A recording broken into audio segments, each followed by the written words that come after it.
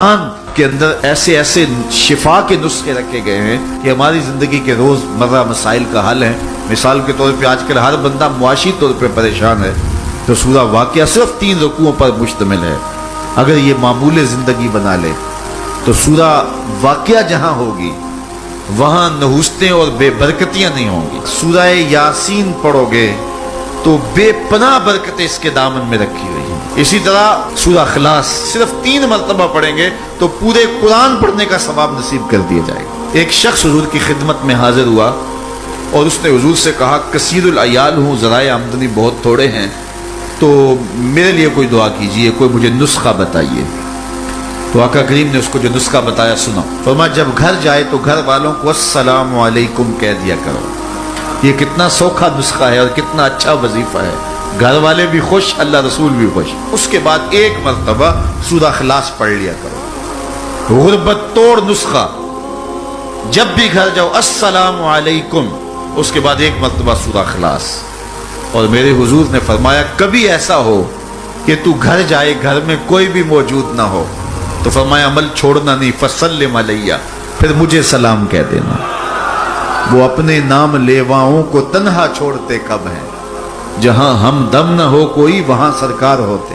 وہ کہتے ہیں میں عمل شروع کر دیا، گھر جاتا السلام علیکم، اس کے بعد السلام علیکم کے بعد میں سورہ اخلاص 1 بار پڑھ دیتا۔ اس عمل کی برکت سے میں نے تو امیر ہونا ہی ہونا تھا، میرے ہمسائے بھی امیر ہو گئے، میرے ہمسائے بھی امیر ہو گئے۔ تو قرآن کو اپنی زندگی میں بسا لو، قرآن کو شامل کر لو، دنیا بھی سنورے گی، قبر بھی سنورے گی، نزا کا عالم بھی سنورے گا، حشر میں بھی اجالے ہوں گے، جنت کی بہاریں بھی نصیب ہوں اور رسول اللہ کا ساتھ نصیب ہوگا۔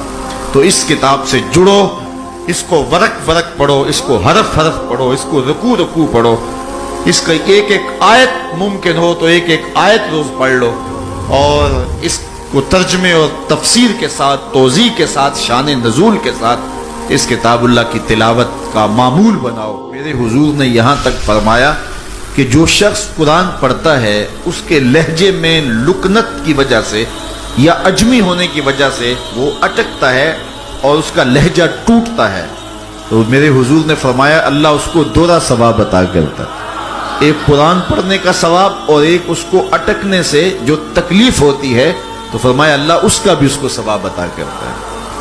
اور فرمایا یہ وہ پاکیزہ کتاب ہے کہ اگر تمہارا رب سے باتیں کرنے کو جی چاہے تو قرآن کھول کے بیٹھ جاؤ، یہ رب سے ہم کلام ہونا ہے، یہ اپنے رب سے گفتگو کرنی ہے۔ میرے حضور نے فرمایا کہ قرآن اللہ کی وہ لٹکتی ہوئی رسی ہے جس کا ایک سرا تمہارے ہاتھ میں ہے، دوسرا سرا تمہارے رب کے ہاتھ میں۔ تو خوش نصیب ہیں وہ لوگ جو اس کتاب کے ساتھ جڑ جاتے ہیں، اور وہ دھرتی، وہ مقام، وہ جگہیں فیروز بخت ہیں کہ جہاں قرآن مجید کی تلاوت ہوتی ہے۔ گھروں کو قبرستان نہ بناؤ، گھروں میں نوافل ادا کرو اور قرآن مجید کی تلاوت سے اپنے گھروں کو آباد کرو۔ اگر گھر میں روزانہ کی بنیاد پہ قرآن مجید کی تلاوت کا معمول بن جائے تو پھر کوئی جن، کوئی بھوت، کوئی آسیب اور کوئی بدروح آپ کو تنگ نہیں کر سکتی۔ جہاں قرآن کی تلاوت تسلسل کے ساتھ ہوتی ہوگی وہاں جن نہیں ہوگا، وہاں ٹونے نہیں ہوں گے، وہاں جادو نہیں ہوگا، وہاں سایہ نہیں ہوگا، وہاں رحمت الہی کا سائبان تان دیا جائے گا۔ جہاں قرآن پڑھا جائے وہاں نزول بارہ ہوتا ہے، رحمتوں کی برسات ہوتی ہے۔ اور پھر اگر یہ جگہ اللہ کا گھر ہو، مسجد ہو، تو پھر تو دوہری برکت ہو جائے گی نا۔ اس کتاب سے اتنی روشنیاں پھوٹتی ہیں کہ زندگی کے سارے اندھیرے ختم کیے جا سکتے ہیں۔ یہ کتاب زندگی ہے، کتاب حیات ہے۔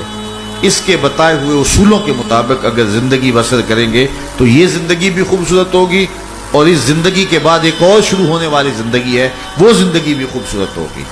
قرآن قبر میں چراغاں کرے گا، قبر میں روشنیاں دے گا، قبر میں اجالا کرے گا۔